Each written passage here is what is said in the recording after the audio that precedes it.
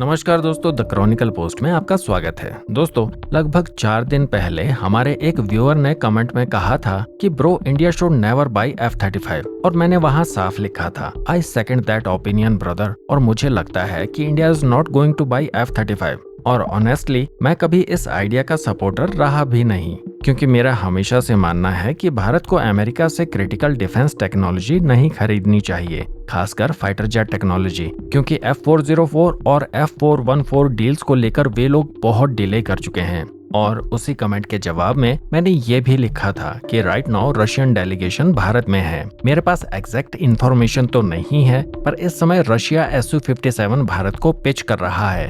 और फिर कल CNBC TV18 की वो रिपोर्ट आई जिसने इस बात को लगभग कंफर्म कर दिया है कि मिनिस्ट्री ऑफ डिफेंस अब Su-57 को सीरियसली कंसीडर कर रही है, क्योंकि जब से रिपोर्ट्स आई थी कि चाइना अपने क्लोज एलाई पाकिस्तान को J-35 स्टेल्थ फाइटर जेट देने जा रहा है, तभी से भारत के स्ट्रेटेजिक एक्सपर्ट्स एक ही सवाल उठा रहे थे कि भारत कब अपनी एयरफोर्स में 5th generation stealth fighter jets लाएगा, क्योंकि जब तक एमका तैयार नहीं होता तब तक हमारे पास कोई ऐसा प्लेटफॉर्म नहीं है जो इस रीजनल थ्रेट का जवाब दे सके। अब जो जानकारी सामने आ रही है वो बताती है कि भारत ने इस गैप को लेकर अपनी स्ट्रेटजी ऑलमोस्ट फाइनल कर ली है। डिफेंस सोर्सेज के मुताबिक भारत Su-57 फाइटर जेट्स खरीदने के लिए रशिया के साथ एक डिसाइसिव स्टेज की नेगोशिएशन तक पहुंच चुका है। और ये नेगोशिएशन सिर्फ रेडीमेड फाइटर जेट्स खरीदने तक सीमित नहीं होगी, क्योंकि रशिया ने भारत को full technology transfer, complete source code access और भारत में मैन्युफैक्चरिंग का भी ऑफर दिया है। मतलब ये कि सिर्फ जेट्स नहीं, पूरी प्रोडक्शन कैपेबिलिटी भारत को सौंपी जा सकती है। लेकिन यही वो जगह है जहां कहानी एक नए मोड़ पर पहुंचती है। रिपोर्ट्स के मुताबिक रशिया ने भारत की शॉर्ट टर्म अर्जेंट नीड को पूरा करने के लिए रशिया में बने 25 से 30 Su-57 फाइटर जेट्स की इमीडिएट डिलीवरी ऑफर की है, ताकि एमका आने तक इस 5th जनरेशन के गैप को भरा जा सके। उसके बाद HAL में Su-57 की असेंबली और प्रोडक्शन शुरू होगी। लेकिन सवाल ये है कि अगर प्रोडक्शन भारत में शुरू होती है तो क्या सिर्फ 30 से 40 फाइटर जेट्स ही बनाए जाएंगे, जिसका जवाब शायद आप भी जानते हैं, क्योंकि एक बार इंफ्रास्ट्रक्चर सेट हो गया तो लॉन्ग टर्म प्रोडक्शन की संभावनाएं भी ऑटोमेटिकली ओपन हो जाती हैं। यही पॉसिबिलिटी एमका प्रोजेक्ट के लिए एक बड़ा चैलेंज बन सकती है, क्योंकि अगर इंडियन एयरफोर्स Su-57 के साथ कंफर्टेबल हो जाती है तो गवर्नमेंट का फोकस और फंडिंग धीरे धीरे एमका से हटने लग सकता है। मतलब एमका जिस अर्जेंसी से अभी तैयार हो रहा है वो अर्जेंसी Su-57 के आने के बाद कम हो सकती है। ये वही पैटर्न है जो भारत में पहले भी देखा गया है, क्योंकि जब फॉरेन प्लेटफॉर्म्स आने लगते हैं तो indigenous programs automatically slow down का शिकार हो जाते हैं।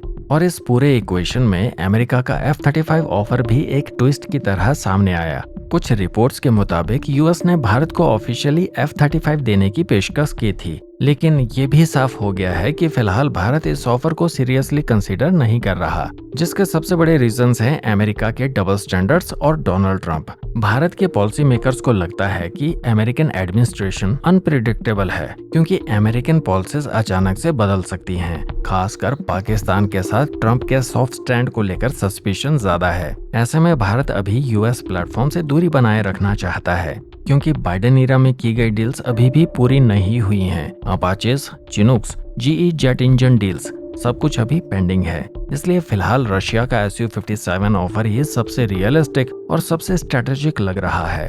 वो न सिर्फ अर्जेंट नीड को फुलफिल कर सकता है, बल्कि टेक्नोलॉजी ट्रांसफर, मैन्युफैक्चरिंग राइट्स और कस्टमाइजेशन कंट्रोल भी देगा, जो यूएस के F-35 डील में संभव नहीं होगा। भले ही Su-57 का रिकॉर्ड पास्ट में फ्लॉलेस नहीं हो, लेकिन सुखोई ने इसमें अब काफी मेजर चेंजेस किए हैं जो इसे पहले से बेहतर प्लेटफॉर्म बनाते हैं। रशिया के इस ऑफर का सबसे क्रिटिकल हिस्सा अर्ली डिलीवरीज हैं। 2027 या 2028 तक 25 से 30 Su-57 फाइटर जेट्स भारत के पास ऑपरेशनल हो सकते हैं। HAL में फुल प्रोडक्शन सेटअप 2-3 साल बाद रेडी होगा, जिसका मतलब है कि भारत की short term need Russia fulfil कर सकता है। लेकिन क्या इससे एमका प्रोजेक्ट की स्पीड कम होगी? ये सबसे बड़ा सवाल है।